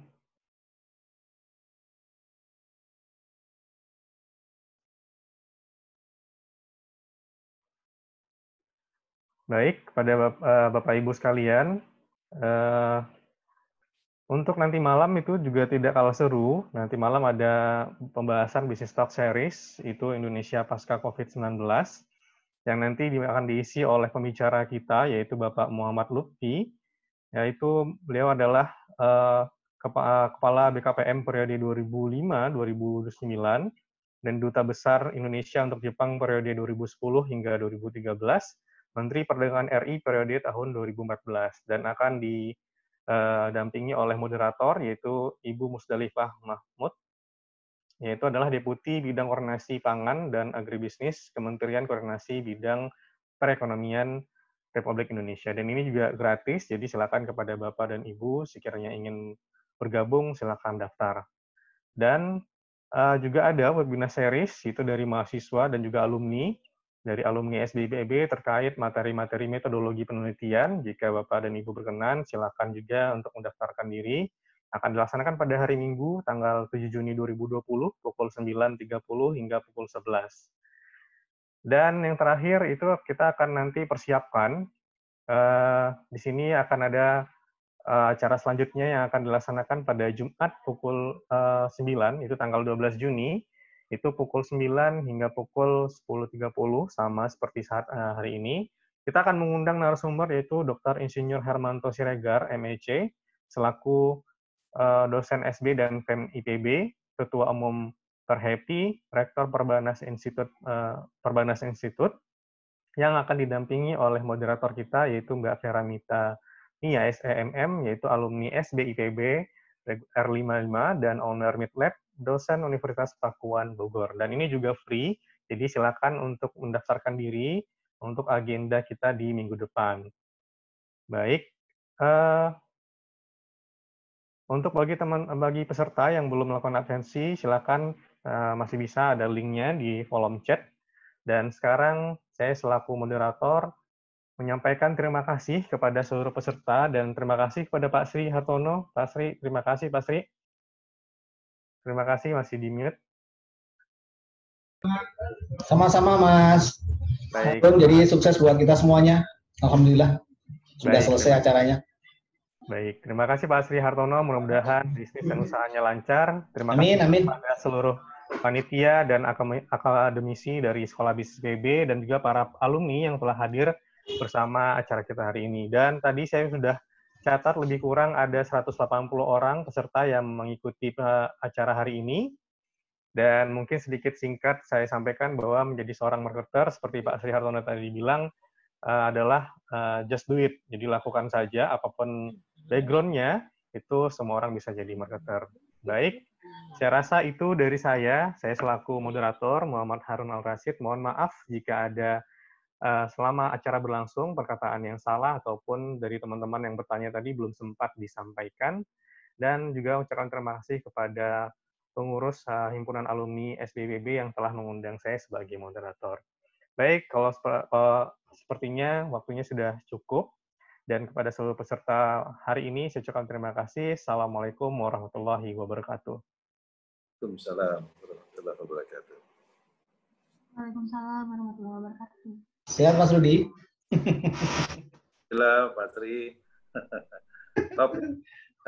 Alhamdulillah sudah selesai tadi. Ya. Bisa semoga kalau ada kekurangan mohon maaf. Bagus toh. Oke. Berapa? Sharingnya. Udah lab. Baik, sampai ketemu lagi semuanya. Ya. Terima kasih. Assalamualaikum semuanya. Terima kasih. Assalamualaikum. Waalaikumsalam warahmatullahi wabarakatuh.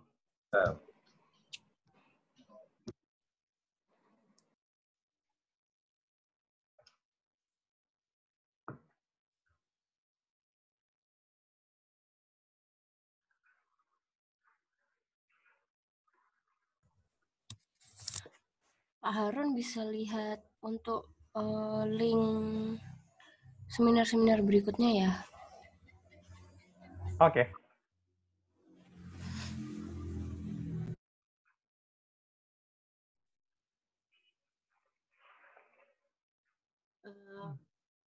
Pak, boleh minta link absennya lagi? Oh, boleh saya share di chat ya, Bu, Ya. Ibu Rani ya. Baik. Ya. Chat. Kita share link. Terima kasih. Sama-sama, Bu. Oh, ini ya.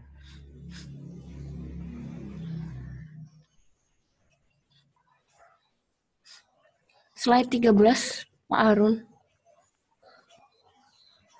Di chat mana? Hari bisa share link materi.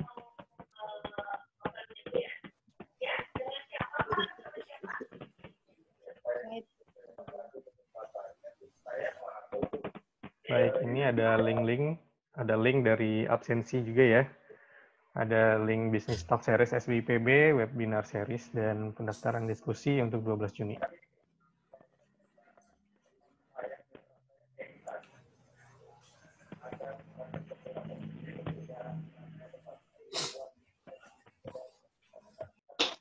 Ini materinya Pak Ari.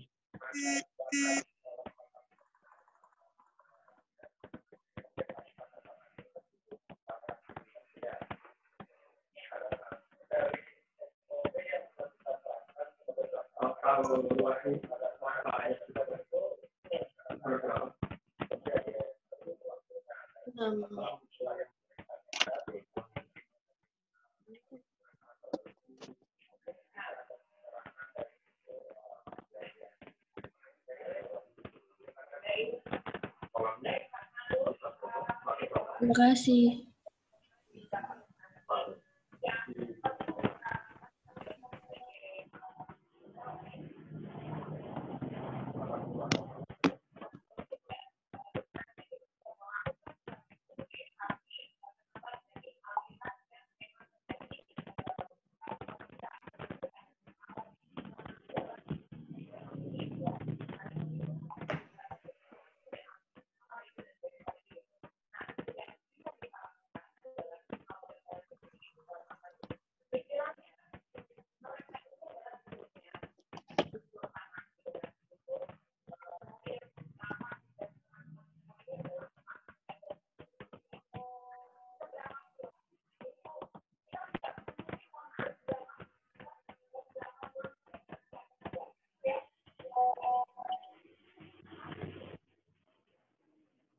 Udah nih,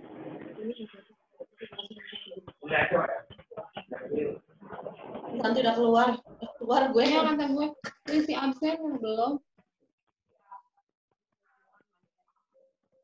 masih kali ya bang.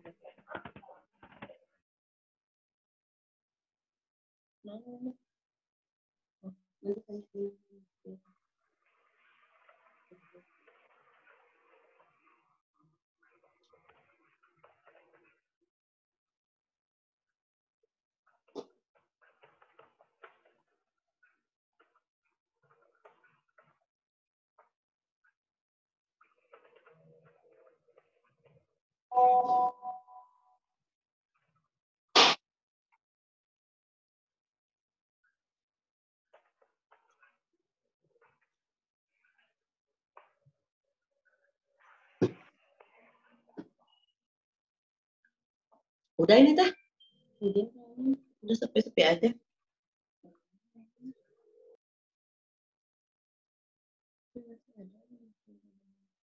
Belum ya?